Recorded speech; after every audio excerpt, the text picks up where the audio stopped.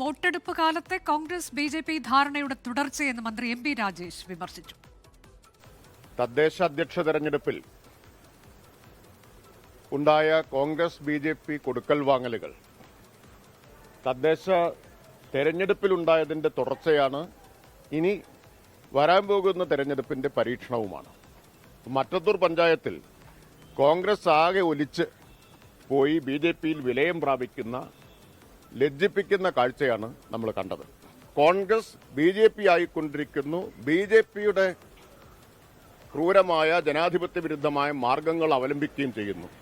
ബി.ജെ.പിയെയും നരേന്ദ്രമോദിയെയും നിരന്തരം സ്തുതിച്ചുകൊണ്ടിരിക്കുന്നു. ആ സ്തുതിക്കുന്ന ശശി തരൂരിന് കോൺഗ്രസിന്റെ പരമോന്നത സമിതിയായ വർക്കിംഗ് കമ്മിറ്റിയിൽ പോയിരിക്കാൻ ഒരു വിലക്കും തടസ്സവുമില്ല.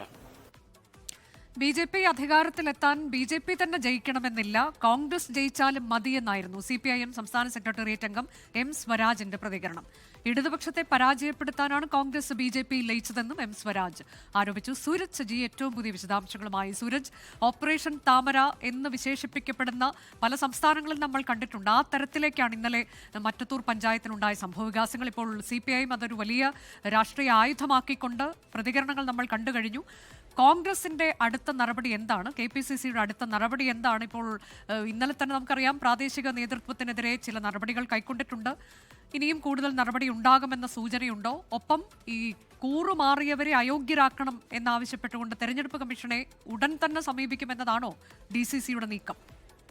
അനുജ സൂചിപ്പിച്ചതുപോലെ തന്നെ മറ്റ് സംസ്ഥാനങ്ങളിൽ പലപ്പോഴും നമ്മൾ കണ്ടിട്ടുള്ളതാണ് ഇത്തരം നീക്കങ്ങൾ BJPയുടെ ഭാഗത്ത് നിന്ന്. അതിന് സമാനമായ നീക്കം തന്നെയാണ് മറ്റത്തൂരിലുണ്ടായത്. ഒന്നടങ്കം കോൺഗ്രസിന്റെ വാർഡ് മെമ്പർമാർ രാജിവെച്ച് BJPയിലേക്ക് പോകുന്ന ഒരു സാഹചര്യം.